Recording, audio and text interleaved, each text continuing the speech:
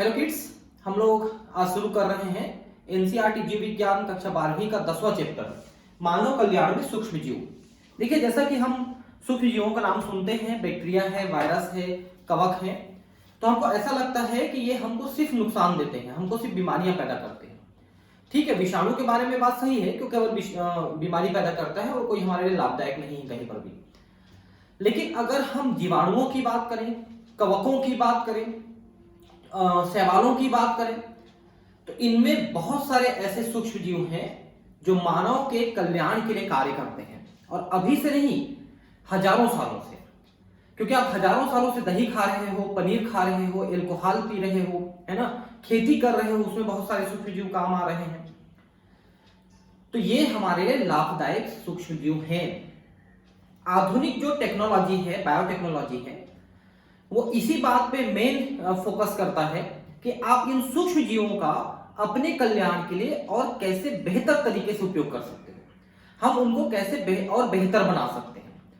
जैसा कि आपने देखा कि अगर हमको इंसुलिन पैदा करवाना है तो हम क्या करते हैं, इंसुलिन के जीन को निकालते हैं बीटा कोशिकाओं से, पैंक्रियास से, और उनको सूक्ष्म जीव में जीवाणु है इकोलाई, उसमें हम डाल देते हैं।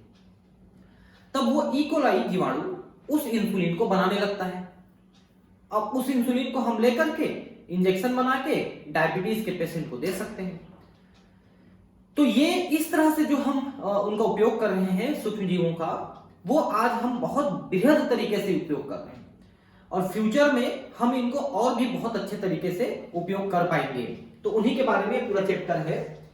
असूक्ष्म पादपों तथा प्राणियों के अतिरिक्त इस पृथ्वी पर जीव विज्ञानी तंत्र के प्रमुख घटक सूक्ष्म जीव हैं। असूक्ष्म जीव का मतलब है बड़े बड़े जीव। ठीक है, कक्षा 11वीं में आपने जीवित जीवों में पाए जाने वाली विविधता के बारे में अध्ययन किया होगा।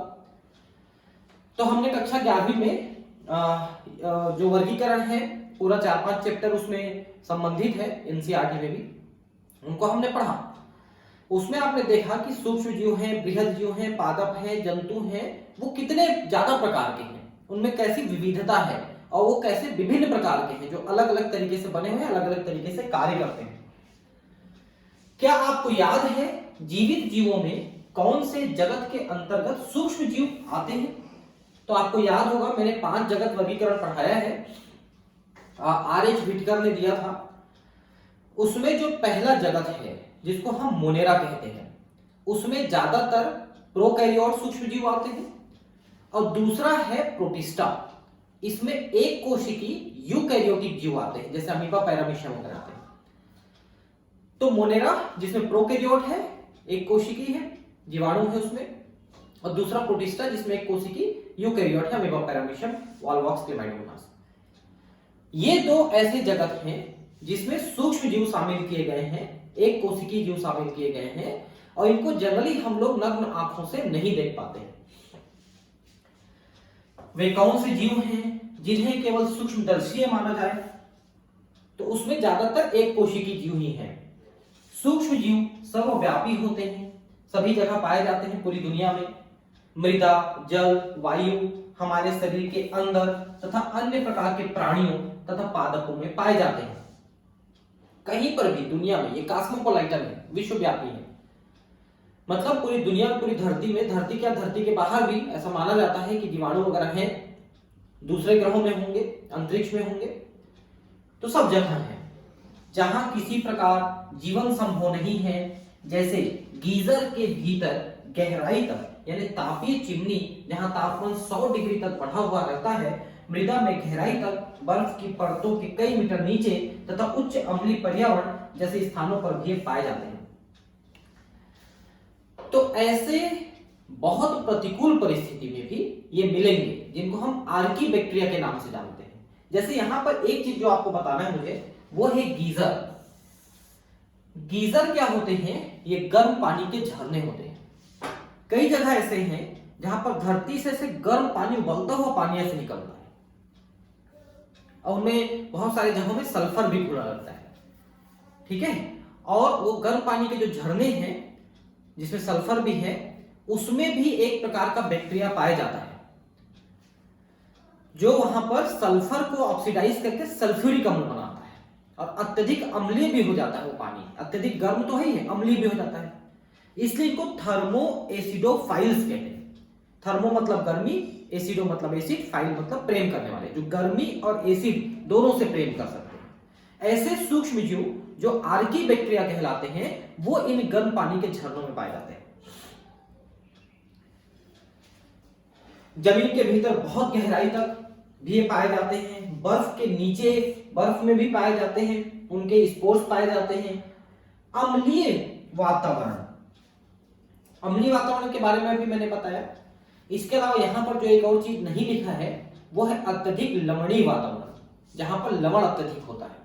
ठीक है, जैसे कि समुद्री जल है उसमें लवण है, दलदली जल जो है, दलदल में जो जल पाया जाता है वो तो अत्यधिक और ज्यादा अम्लीय है, जिसको ब्रेकिश वाटर अत्यधिक लवणीय है, जिसको अपन ब्रेकिश वाटर कहते हैं। लगभग 100% उसमें साल्ट घुला हुआ रहता है। तो ऐसे जगह पे जहां पर दूसरे साधारण जीव या साधारण बैक्टीरिया जीवाणु भी उसमें विकसित नहीं हो पाते, वहां पर भी ये आर्की बैक्टीरिया विकसित हो जाते हैं और उनको अपन हेलोफाइल्स कहते हैं। हेलो का मतलब होता है लवण। ठीक है, तो अत्यधिक लवणीय स्थान में भी ये पाए जाते हैं। सूक्ष्म जीव विविध रूपाई प्रोटोजोआ, जीवाणु, कवक तथा सूक्ष्म जलदर्शी पादपों एवं प्राणियों से होते हैं।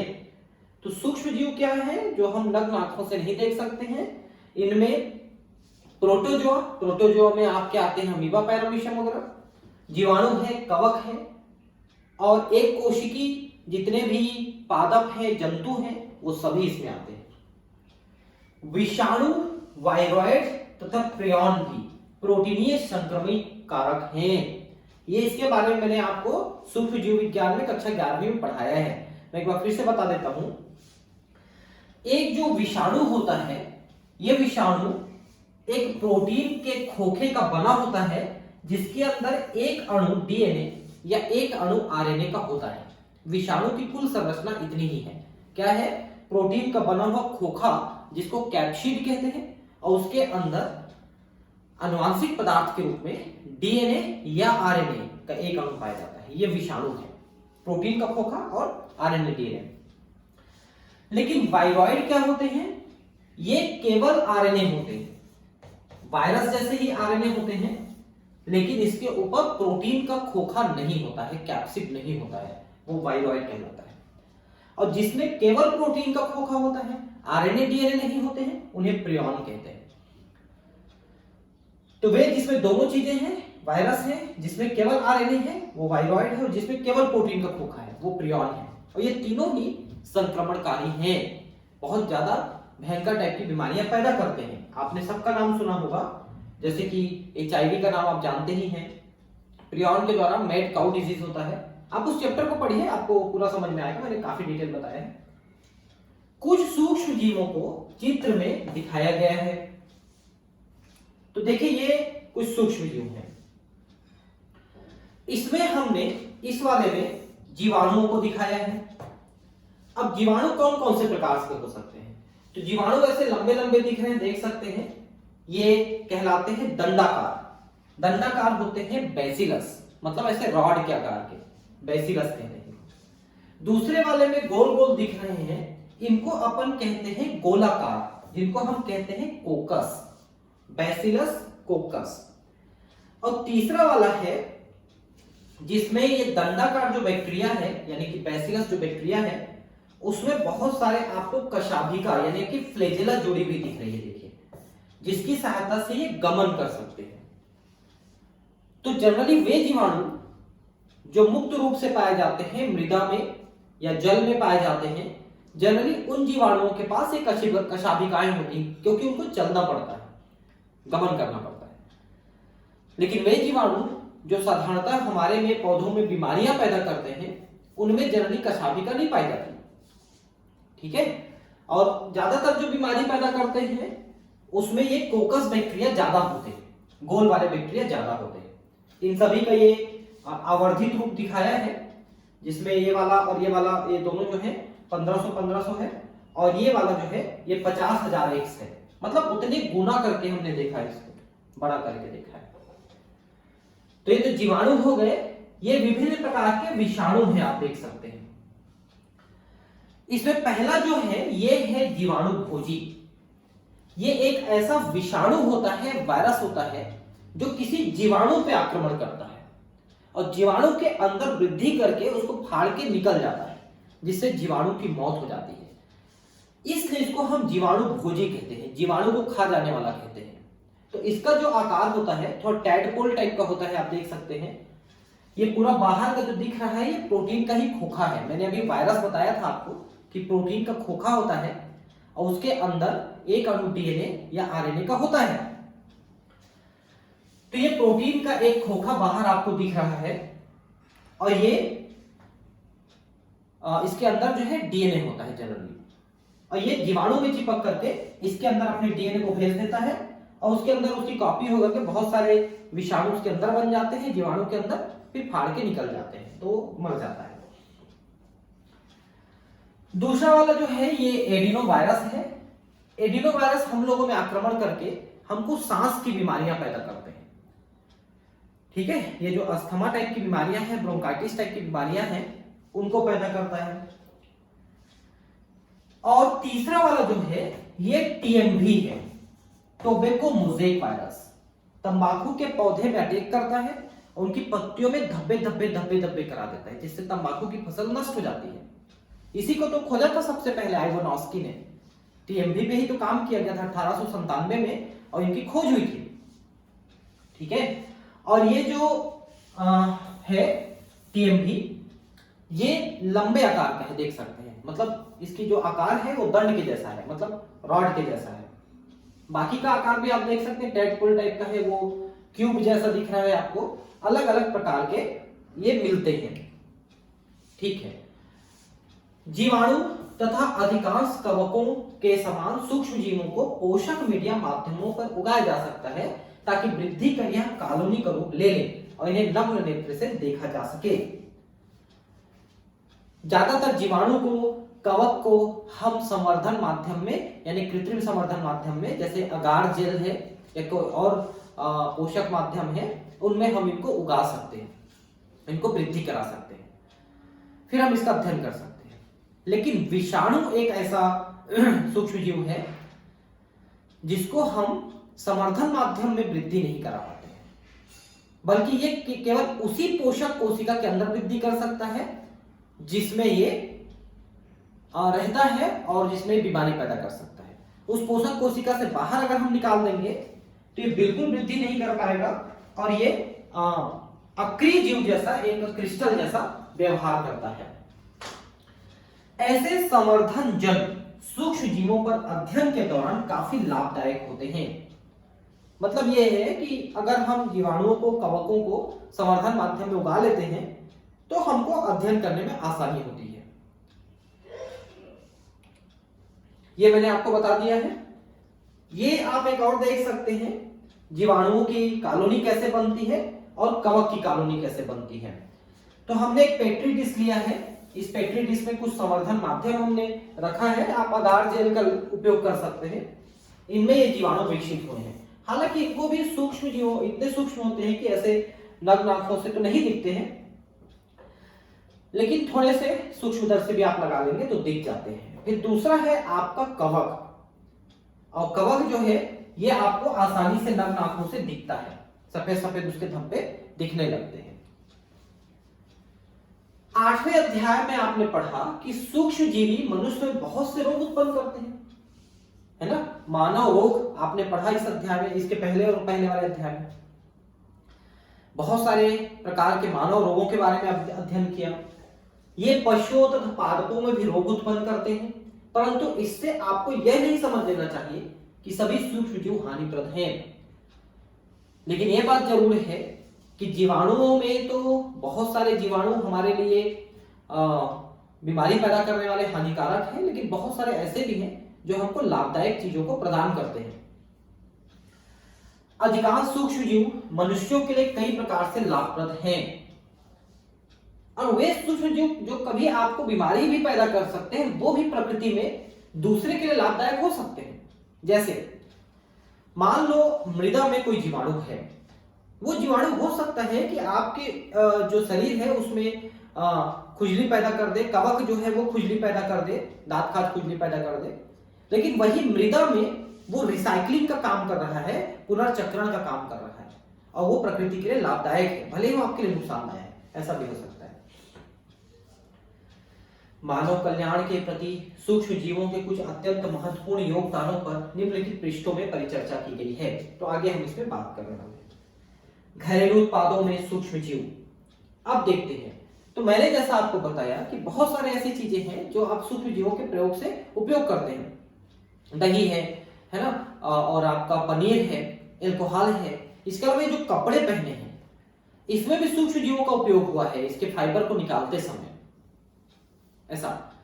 तो बहुत सारी चीजें हैं जहां पर हम सूक्ष्म जीवों का प्रयोग करते हैं। आपको जानकर आश्चर्य होगा कि हम प्रतिदिन सूक्ष्म जीवियों तथा उनसे व्युत्पन्न उत्पादों का प्रयोग करते हैं। बहुत सारी ऐसी चीजें हैं जिनका हम डेली उपयोग करते हैं। इनका सामान्य उदाहरण दूध से दही का उत्पादन है। ये तो हम डेली लाइफ में उपयोग करते ही हैं। लैक्टोबैसिलस जनरली उसमें बैक्टीरिया है। सूक्ष्म जीव जैसे लैक्टोबैसिलस तथा अन्य जिन्हें सामान्यतः लैक्टिक एसिड बैक्टीरिया कहते हैं, एलएबी। क्यों कहते हैं? क्योंकि ये बैक्टीरिया दूध में पाए जाने वाली शर्करा, लैक्टोज शर्करा को ये लैक्टिक एसिड में बदल देता है और लैक्टिक एसिड में बदल के दूध को दही में बदलने में मदद करता है। दूध जब दही में बदला जाता है तो उसमें दो प्रक्रियाएं होती हैं। एक तो उसका जो लैक्टोज शर्करा है वो लैक्टिक एसिड में बदल जाता है, पहला परिवर्तन हुआ। दूसरा, जो उसमें कैसीन नाम का एक प्रोटीन होता है, वो प्रोटीन, कैसीन प्रोटीन, वो जम जाता है, वो कोएगुलेट हो जाता है, जिससे वो जमा हुआ टाइप का दिखता है आपका दही। दूध जो है द्रव रहता है, लेकिन दही तो जम जाता है ना, तो जमता इसीलिए क्योंकि कैसीन प्रोटीन जम जाता है, वो कोएगुलेट हो जाता है, थक्का बन जाता है उसका। दूध में वृद्धि करते हैं और उसे दही में परिवर्तित कर देते हैं। वृद्धि के दौरान लैक्टिक एसिड बैक्टीरिया अम्ल उत्पन्न करता है। कौन सा अम्ल? लैक्टिक अम्ल उत्पन्न करता है, जो दुग्ध प्रोटीन को स्कंदित तथा आंशिक रूप में पचा देता है। तो अभी मैंने आपको बताया वो वही बात कर रहा है। दही की थोड़ी सी मात्रा निवेश द्रव्य अथवा आरंभक के रूप में ताजे दूध में मिलाया जाता है। आप सब ने अपने घर में दूध से दही बनाने की प्रक्रिया देखी है। आप क्या करते हो कि दूध को आप थोड़ा हल्का गर्म करते हो, मतलब मेरे हिसाब से वो 40-50 के आसपास, 60 के आसपास, 60 भी नहीं 50 के आसपास गर्म करते हो। उसके बाद उसमें आप पहले से आपके पास जो दही होता है उसकी थोड़ी सी मात्रा चम्मच में लेके मिला देते हो, जिसको आपको दही बनाना है उतनी दूध।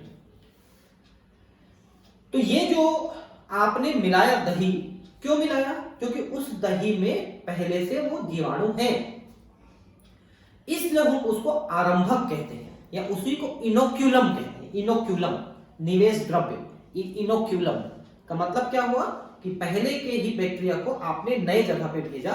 अब वो नए जगह पे देखेंगे बैक्टीरिया कि इसमें बहुत सारा फूड मटेरियल है उनके लिए, तो बहुत तेजी से वो वृद्धि करते हैं और तेजी से वो कार्य करके वही कर देते हैं जो अभी आपको मैंने बताया कि लैक्टोज को लैक्टिक एसिड में और कैसीन प्रोटीन को स्कंदित कर देते हैं, जिससे दूध दही में बदल जाता है।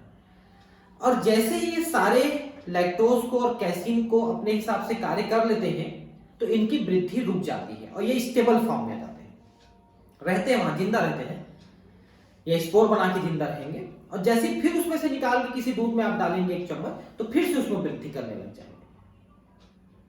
तो ये तब तक वृद्धि करते हैं जब तक इनके पास फूड और स्पेस अवेलेबल है, तब तक वो वृद्धि करेंगे और उसके बाद फिर वो वहां पर वृद्धि करना रुक जाएंगे, रोक देंगे।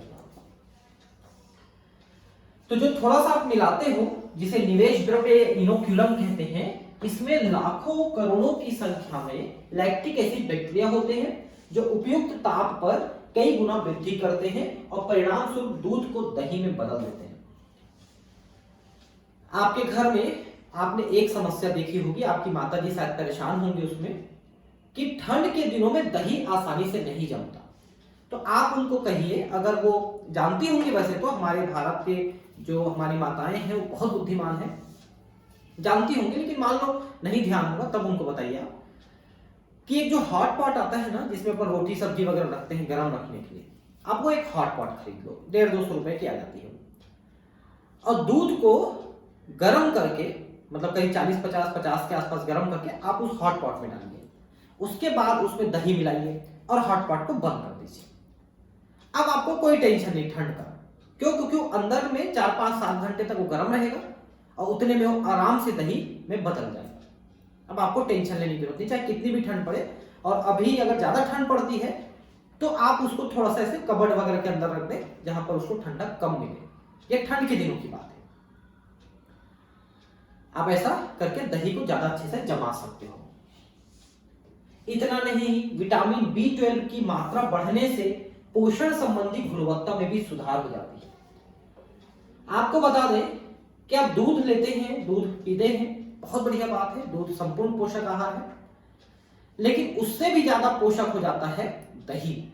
ये अलग बात है कि दही से थोड़ा सर्दी खांसी होने की समस्या हो सकती है। अगर आपको ये समस्याएं हैं तो दही मत खाइए, आप मट्ठा बना के पीजिए।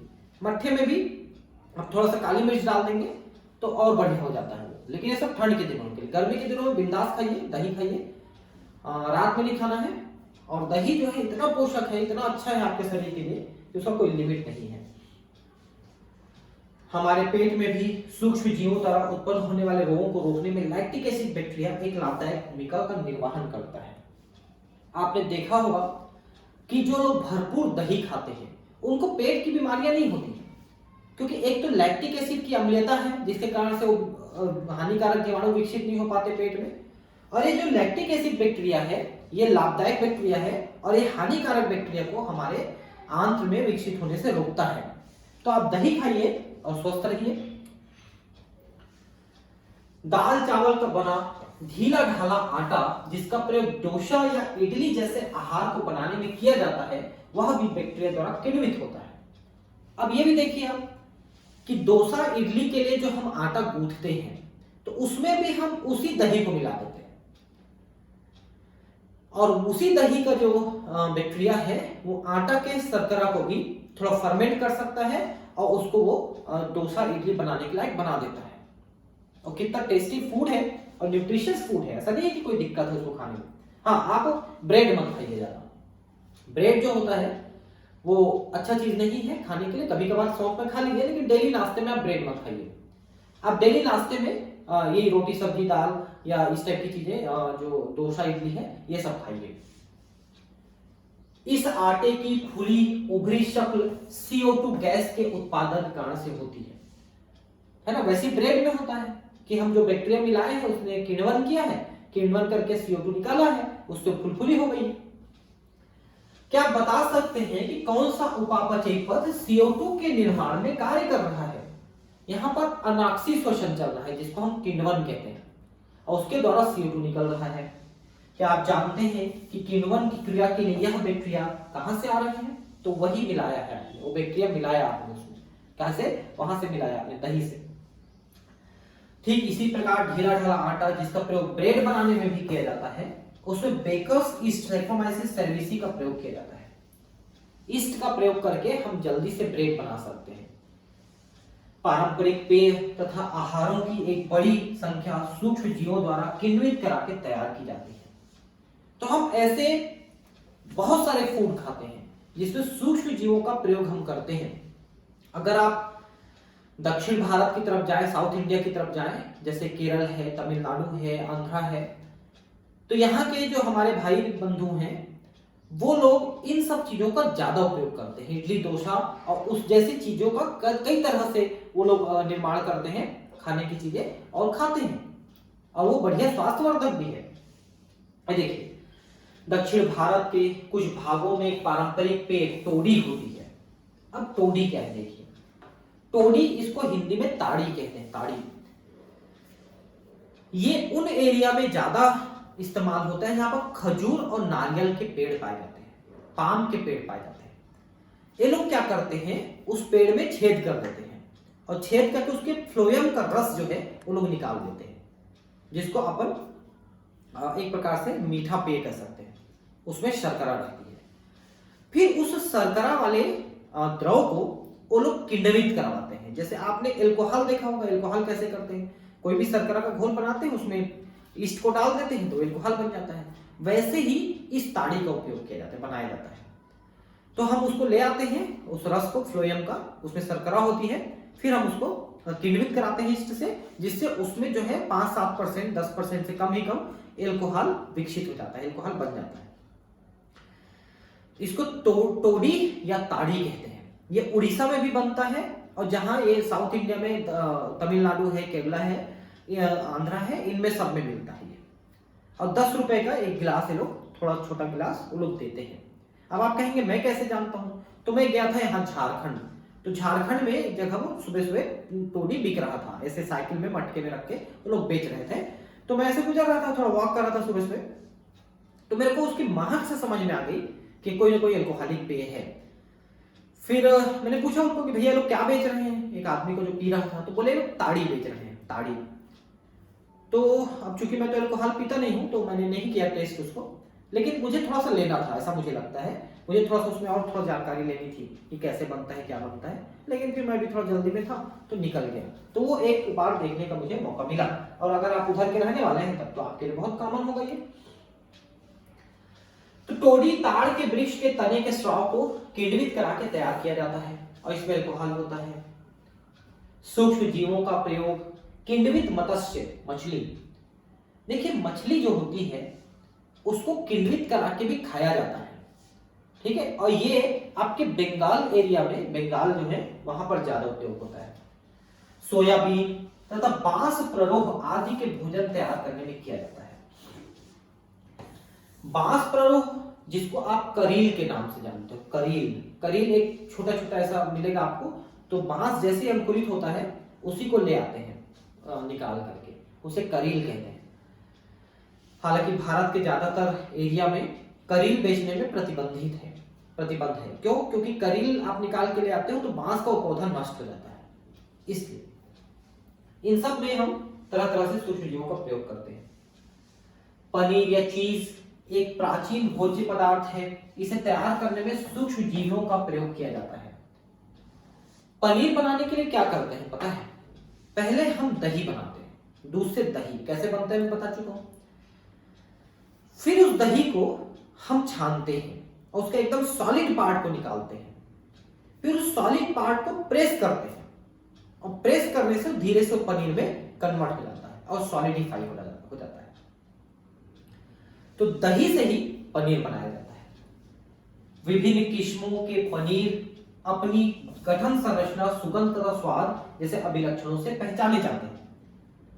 हम कई प्रकार से और सूक्ष्म जीवों का प्रयोग करते हैं, जैसे कि पेनिसिलियम रोकीफर्टाई और पेनिसिलियम कॉमेम्बर्टाई, ये दो कवकों का नाम है, पेनिसिलियम कॉमेम्बर्टाई और रोकीफर्टाई। इनका प्रयोग हम पनीर बनाते समय कर दें अगर, तो पनीर में उससे एक विशेष खुशबू और एक विशेष गंध आ जाती है, एक विशेष स्वाद आ जाती है।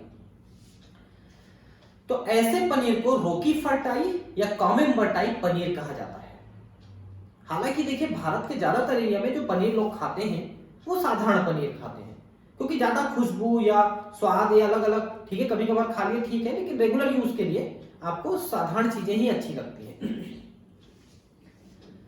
विशेष सूक्ष्म जीवों के प्रयोग से आते हैं, उदाहरण के लिए स्विस चीज ये स्विट्जरलैंड में ज्यादा पाया जाता है, में पाए जाने वाले बड़े बड़े छिद्र प्रोपियोनोबैक्टीरियम सैल्मोनाई नामक बैक्टीरियम द्वारा बड़ी मात्रा में उत्पन्न CO2 के कारण होते हैं।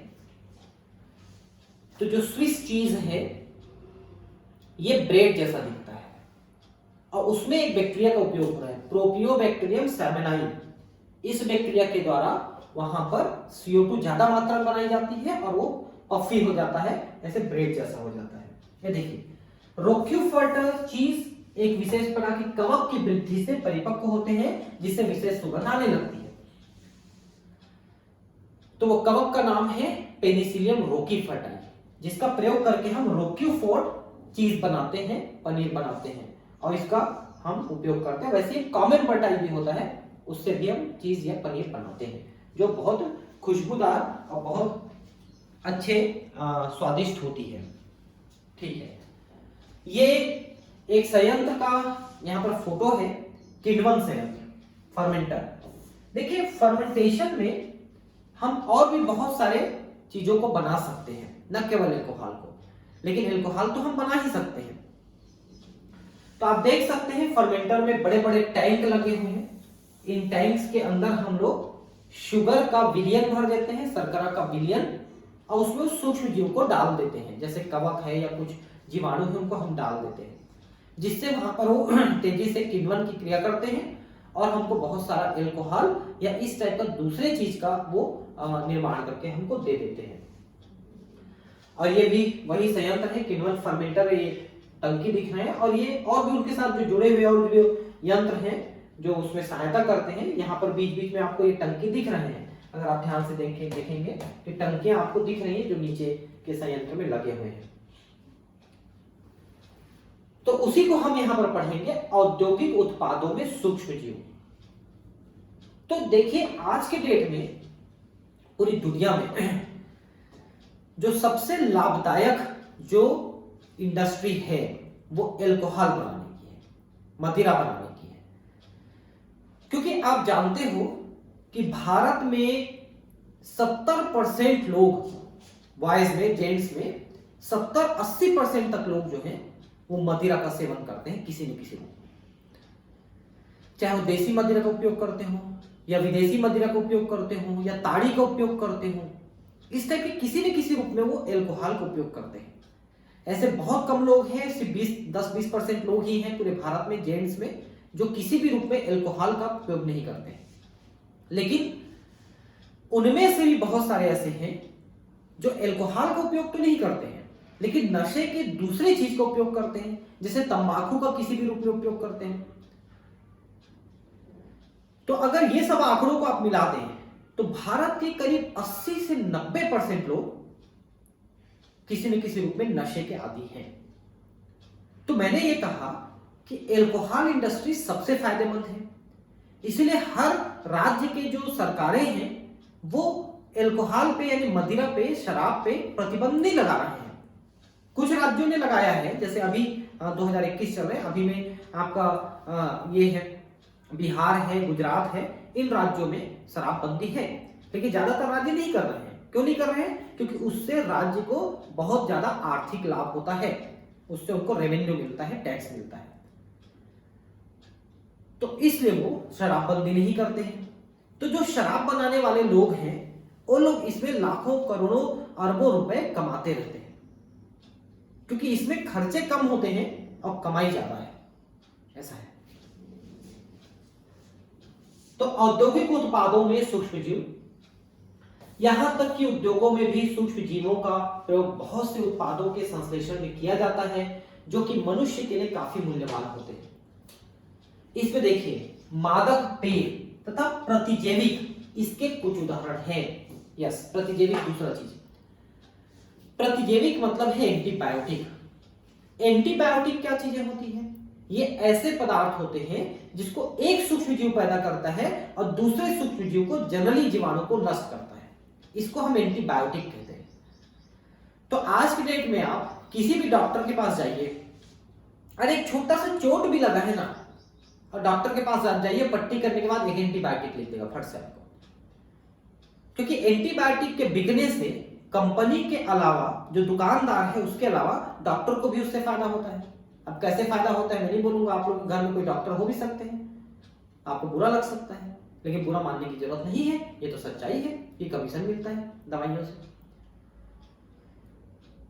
तो ये एंटीबायोटिक आज के डेट में इतनी धड़ल्ले से उपयोग हो रही है कि लोग डर के मारे खाते भी हैं। डॉक्टर लिखा है तो आप कैसे नहीं खाओगे? डर तो लगेगा ना आपको, अगर डॉक्टर लिख दिया और नहीं खाओगे तो बहुत धड़ल्ले से उपयोग हो रहा है।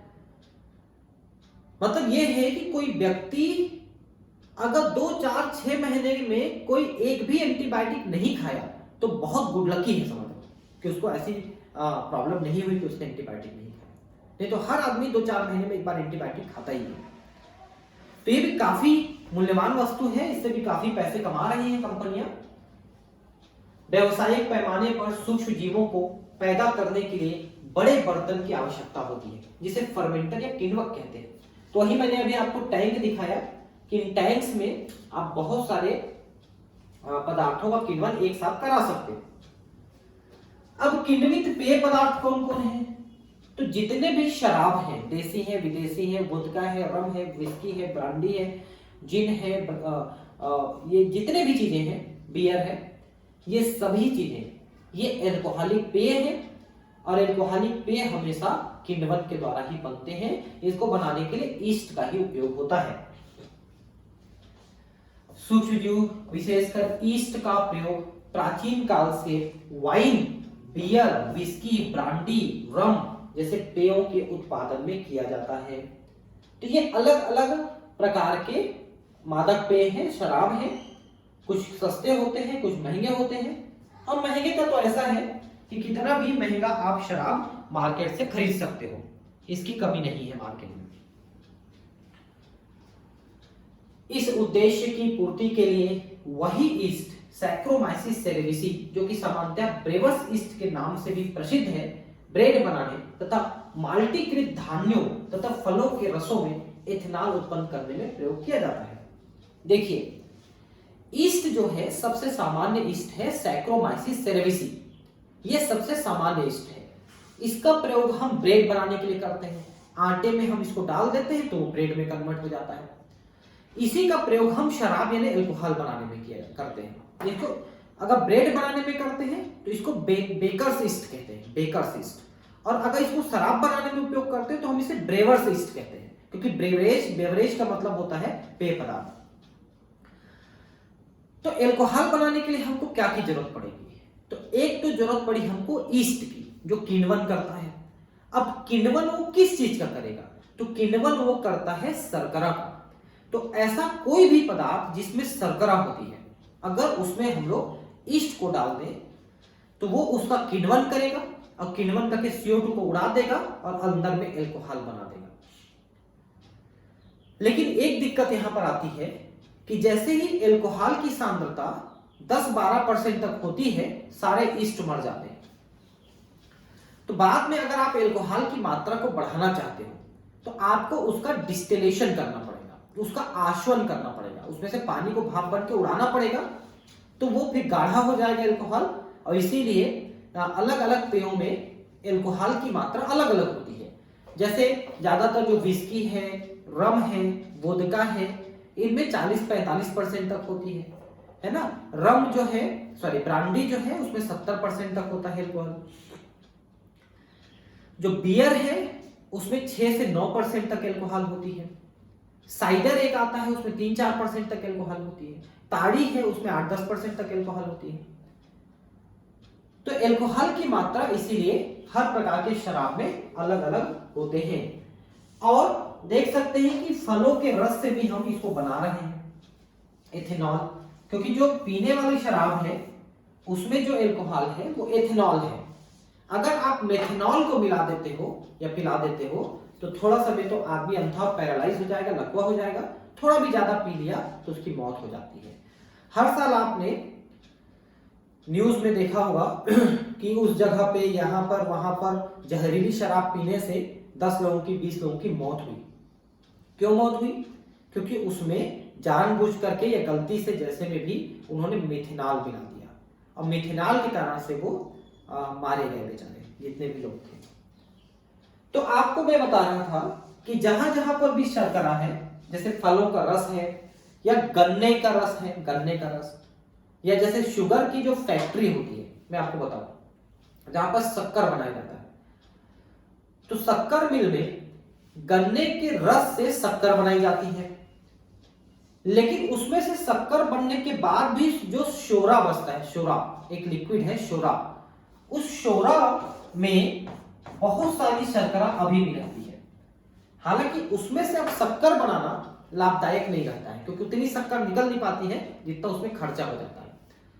तो इस शोरा का हम क्या करें जिसमें बहुत सारी शर्करा है? अगर हम इसको प्रकृति में मुक्त रूप से छोड़ दें, जैसे नदी वगैरह में, नाले वगैरह में कहीं पर छोड़ दें, तो इसमें शर्करा है, इसके कारण से उसमें जीवाणु और कवकों की बहुत तेजी से वृद्धि हो जाएगी, तो बीमार करेंगे हमको तरह तरह से।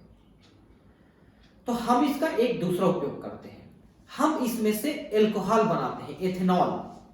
इसको हम किण्वन करवा देते हैं तो एथेनॉल बन जाता है। अब उस इथेनॉल को दो जगह आप प्रयोग कर सकते हो, या तो मदिरा बनाने के लिए उपयोग कर सकते हो, या फिर आप उससे आप एल्कोहल को पेट्रोल में मिला सकते हो। पेट्रोल में 10% एल्कोहल मिलाने की अनुमति है भारत में, क्योंकि अगर शुद्ध एल्कोहल को आप पेट्रोल में मिलाते हो तो उससे भी गाड़ी आराम से चलती है। आप शुद्ध एल्कोहल से भी गाड़ी चला सकते हो, लेकिन उसके लिए फिर थोड़ा कार्बोरेटर में, गाड़ी के पेट्रोल इंजन के कार्बोरेटर होती है, उसमें थोड़ा सा बदलाव करना पड़ता है। लेकिन अगर हम पेट्रोल में 10%, 15%, 20% तक भी एल्कोहल मिलाएं तो उसके लिए आपको गाड़ी में फिर कोई बदलाव करने की जरूरत नहीं पड़ेगी, और उससे पैसे भी बचेंगे भारत के या देश के, है ना। तो ये अधिकार गवर्नमेंट ने दिया है मिलाने का।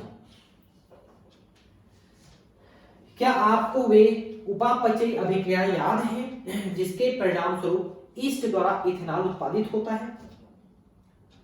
उसको हम कहते हैं अनाक्सी श्वसन। इस अनाक्सी श्वसन में क्या होता है कि जो पायरिक अम्ल है CH3COCOOH, ये पायरिक अम्ल होता है। इसमें सबसे पहले CO2 निकलता है, CO2 निकल जाता है तो CH3CHO बन जाता है। ये देखिए CO2 निकल गया, CH3CHO यानी एसिटाल्डिहाइड बना। फिर इसमें इसका हाइड्रोजनेशन होता है, तो हाइड्रोजनेशन होने से यहां पर CH2OH हो जाता है, ठीक है। तो CH3CH2OH, एक मिनट, CH3CH2OH हो जाता है। तो अनाक्सी श्वसन में, किण्वन में ग्लाइकोलिसिस की एक प्रक्रिया पहले होती है। Glycolysis, Krebs cycle, electron transport आपने सुना है। तो ग्लाइकोलिसिस की प्रक्रिया होती है, उस प्रक्रिया में ग्लूकोज को हम पहले पायरुविक अम्ल में बदलते हैं, फिर इस पायरुविक अम्ल से आगे चल के ऑक्सी श्वसन में चला जाएगा तब तो ठीक है, लेकिन नहीं जाता, अनाक्सी श्वसन चल रहा है, तो उस समय उस पायरुविक अम्ल को हम एल्कोहल में बदलते हैं। कैसे बदलते हैं? तो दो स्टेप में बदलते हैं। पहले हम उस पायरुविक अम्ल को एसिटाल्डिहाइड बनाते हैं, फिर एसिटाल्डिहाइड में हाइड्रोजनेशन करके हम उसको एल्कोहल बनाते हैं। तो ये सारा काम ईस्ट करता है, और ईस्ट के पास एक एंजाइम तंत्र है, एक कॉम्प्लेक्स है जिसको हम कहते हैं जाइमेज, और ये जाइमेज एंजाइम जो है ये सारा काम करके देता है आपको, जो यहां पर हमने लिखा था। विभिन्न प्रकार के एल्कोहलिक पेय की प्राप्ति किण्वन तथा विभिन्न प्रकार के संसाधन, आश्वन तथा उसके बिना कच्चे पदार्थों पर निर्भर करती है। वाइन तथा बियर का उत्पादन बिना आश्वन के हो जाता है, क्योंकि इनमें एल्कोहल की मात्रा कम होती है, तो आपको उसको बढ़ाना नहीं पड़ता। लेकिन विस्की, ब्रांडी, रम में किण्वित रस के आश्वन द्वारा तैयार किए जाते हैं। तो ये भी मैंने आपको बताया कि उसमें एल्कोहल की सांद्रता कम है, जिसके कारण से हमको उनका आश्वन कराना पड़ता है, और आश्वन के कारण से उसमें फिर एल्कोहल की मात्रा बढ़ जाती है। अब है एंटीबायोटिक। इसको भी मैंने बताया है, हालांकि मानव रोग वाले चैप्टर में, और प्रतिरोधकता, ये सब चीज मैंने बताई है। फिर भी एक बार थोड़ा सा आपको बता दूं, हम दो शब्दों का प्रयोग करते हैं, एक होता है एंटीबॉडी और एक होता है एंटीबायोटिक। एंटीबॉडी जिसको अपन प्रतिकाय कहते हैं, वो हमारे शरीर में बनती है। एंटीबॉडी जैसे कोई बैक्टीरिया वायरस हमारे शरीर में प्रवेश करता है, तो हमारे शरीर की जो श्वेत रक्त कणिकाएं होती है, लिम्फोसाइट, बी लिम्फोसाइट, वो एंटीबॉडी बनाती है, और उस एंटीबॉडी से हम उस जीवाणु विषाणु को नष्ट करते हैं। जो हमारी लिम्फोसाइट, बी लिम्फोसाइट बनाती है एंटीबॉडी। लेकिन एंटीबायोटिक हम लोग नहीं बनाते, एंटीबायोटिक को बनाता है सूक्ष्मजीव, और एक सूक्ष्मजीव एंटीबायोटिक बनाता है और दूसरे सूक्ष्मजीव को उसके द्वारा नष्ट करता है। आप समझ रहे हैं? जैसे कि मान लो कि ये एक सूक्ष्मजीव है, एक जीवाणु है, इसका नाम है स्ट्रेप्टोमाइसिस। इस स्ट्रेप्टोमाइसिस जीवाणु ने एक एंटीबायोटिक बनाया जिसको हम स्ट्रेप्टोमाइसिन कहते हैं, वो एंटीबायोटिक बना दिया इसने। अब वो जो एंटीबायोटिक है वो इस जीवाणु को नष्ट करता है, और ये जीवाणु हमारे में रोग उत्पन्न करता है। तो हम क्या करेंगे, इस स्ट्रेप्टोमाइसिस के पास जाएंगे और उनको बोलेंगे कि भगवान आप हमको अपना एंटीबायोटिक दे दो। तो ये आपको अपना एंटीबायोटिक दे दिया, स्ट्रेप्टोमाइसिस ने दे दिया स्ट्रेप्टोमाइसिन। अब उसको आप खा लिए या इंजेक्शन से ले लिए। जैसे ही वो आपके शरीर में एंटीबायोटिक पहुंचा, उसने इस बैक्टीरिया को मारना चालू कर दिया। इससे आपके शरीर में वो जो बैक्टीरिया वृद्धि कर रहा था, ये वाला जो आपको बीमार कर रहा था, वो नष्ट होने लगे आपके शरीर में। अब वो नष्ट हो जाएगा तो आपकी तबीयत ठीक हो जाएगी। इस तरह से हम एंटीबायोटिक का प्रयोग करते हैं।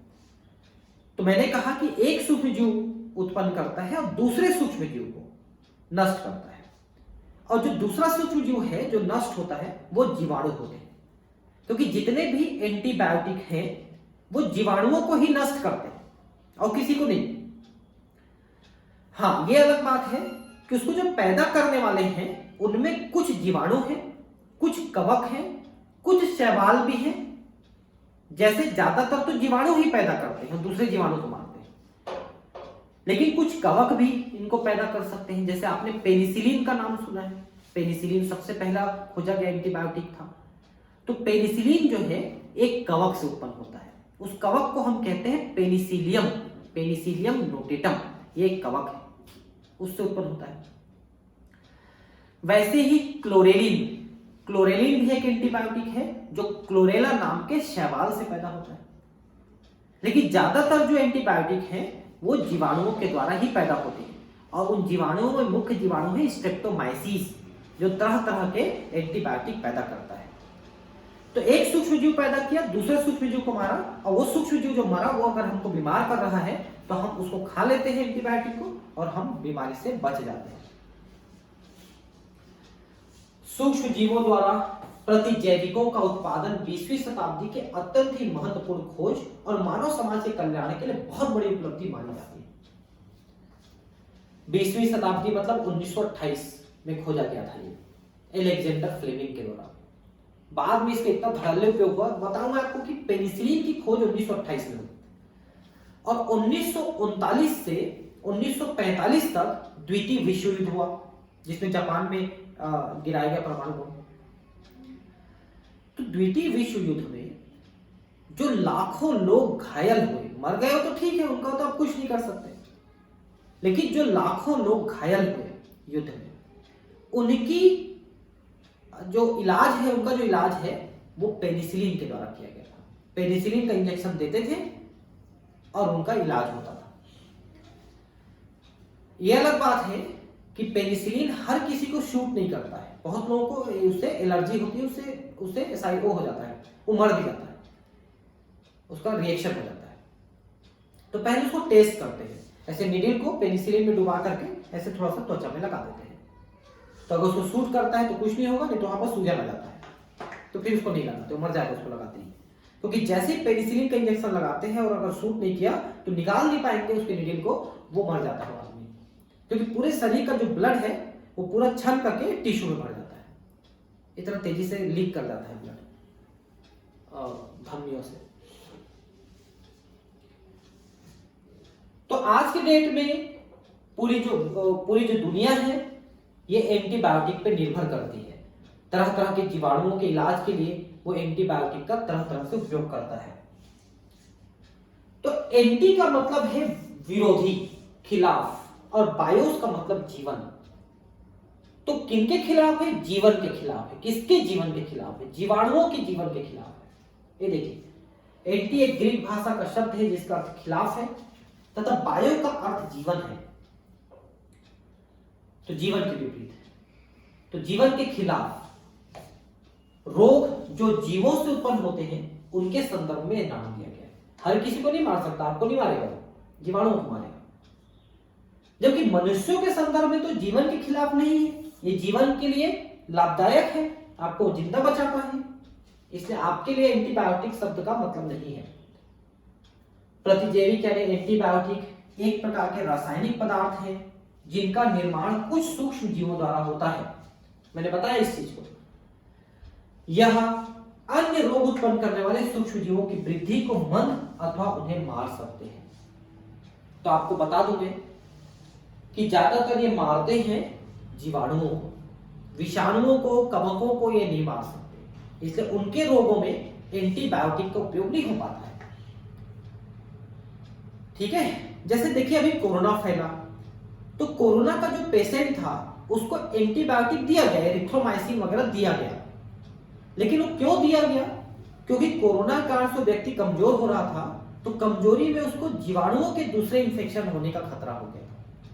इसके बचने के लिए एरिथ्रोमाइसिन या इस टाइप का कोई एंटीबायोटिक वो लोग दे रहे थे। हालांकि आप नहीं भी लेते तो भी आपका कोरोना ठीक होता, क्योंकि कोरोना जो आपका ठीक हुआ दवाई से नहीं ठीक हुआ, वो तो आपके शरीर ने ठीक किया अपने आप। जो हॉस्पिटल वाले या दूसरे लोग जो दवाई दिए हैं आपको, वो दवाई आपको कोरोना से नहीं बचाया है, उसने आपको दूसरे बीमारियों से बचाया है, ऐसा वो लोग मानते हैं। ठीक है, ये अलग बात है, कोरोना से जो मौतें हुई हैं ज्यादातर हॉस्पिटल में हुई है। और एक दूसरा पक्ष ये भी है कि एक मरे हुए आदमी का जब पोस्टमार्टम करते हैं तो उसके शरीर से जो अंग निकालते हैं विसरा के नाम से, उनकी कीमत 2 करोड़ रुपए होती है। आप सामान्य रूप से प्रयोग में लाए जाने वाली एंटीबायोटिक पेनिसिलिन से तो परिचित हैं ही। क्या आप जानते हैं कि पेनिसिलिन सबसे पहला एंटीबायोटिक था जिसकी खोज हुई थी? और ये एक हादसा थी। कैसे खोज हुई? एलेक्जेंडर फ्लेमिंग एक बार अपने लेबोरेटरी में कार्य कर रहे थे, तो एक स्लाइड में या पेट्री डिश में वो जीवाणुओं की एक कॉलोनी को रखे हुए थे, स्टेफाइलोकोकस जीवाणुओं के एक कॉलोनी को रखे हुए थे, उस पर अध्ययन कर रहे थे। तो अचानक देखा कि उसमें एक नीले रंग का कोई पार्टिकल, कोई कण आके गिर गया उसके पेट्री डिश में, और सारे बैक्टीरिया उससे मर गए। तो जो उत्सुकतावश उसको निकाल के चेक किया और पहचान लिया कि पेनिसिलियम नाम का एक कवक है, जो नीले हरे कवक के अंतर्गत आता है, नीला हरा कलर रहता है उस कवक का। फिर उसने उस पेनिसिलियम कवक को विकसित कराया और उससे फिर पेनिसिलिन नाम के एंटीबायोटिक को निकाला। एलेक्जेंडर फ्लेमिंग जब स्टेफाइलोकोकस बैक्टीरिया पे कार्य कर रहे थे, तब उन्हें एक बात दिखाई दिया कि जिन प्लेटों पर वह कार्य कर रहे थे उनमें एक बिना धुली प्लेट पर मोल्ड उत्पन्न हो गए हैं, जिसके कारण स्टेफाइलोकोकस वृद्धि नहीं कर सका। ये उसी टाइप की कहानी बता रहा है, लेकिन असल में ऐसा था। तो इनका कहना है कि पेट्री डिश जिसमें उन्होंने वृद्धि कराया था उसको बिना धोए यूज कर रहे थे, और उसमें वो नीले रंग का फंगस वृद्धि कर गया था पहले, इसके कारण से उसमें स्टेफाइलोकोकस वृद्धि नहीं कर पाए। उन्होंने पाया कि यह प्रभाव मोल्ड द्वारा उत्पन्न एक रसायन, मोल्ड का मतलब कवक, द्वारा उत्पन्न एक रसायन पेनिसिलिन द्वारा होता है। क्योंकि पेनिसिलिन पेनिसिलियम नोटेटम नाम के मोल्ड से उत्पन्न होता है, इस कारण इसका नाम उन्होंने पेनिसिलिन रखा था। बाद में अर्नस्ट चेन तथा हार्वर्ड फ्लोरे ने इसकी एक शक्तिशाली और प्रभावशाली एंटीबायोटिक के रूप में पुष्टि की। ठीक है, तो ये बहुत शक्तिशाली है, ऐसा इन्होंने 2 वैज्ञानिकों ने आगे चल के बताया। इस एंटीबायोटिक का प्रयोग दूसरे विश्व युद्ध में घायल अमेरिकन सिपाहियों के उपचार में व्यापक रूप से किया गया। फ्लेमिंग, चेन तथा फ्लोरे को इसके लिए नोबेल प्राइज 1945 में दिया गया,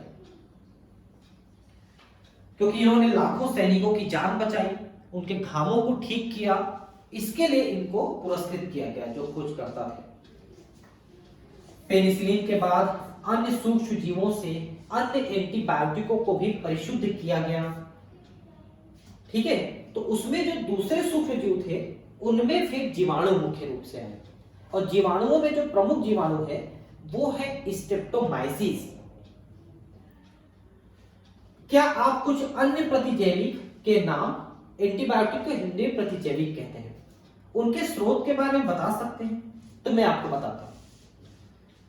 स्ट्रेप्टोमाइसिस ग्रीसियस, इससे निकलता है स्ट्रेप्टोमाइसिन। स्ट्रेप्टोमाइसिस रेमोसस, इससे निकलता है टेरामाइसिन। स्ट्रेप्टोमाइसिस फ्रेडी, इससे निकलता है नियोमाइसिन।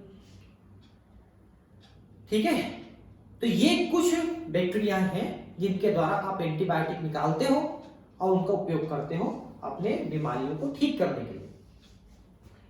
प्लेग, काली खांसी, डिप्थीरिया, लेप्रोसी यानी कुष्ठ रोग जैसे भयानक रोग जिनसे संसार में लाखों लोग मरते रहे हैं, के उपचार के लिए एंटीबायोटिक्स ने हमारी क्षमता में वृद्धि की एक शक्ति के रूप में आए हैं।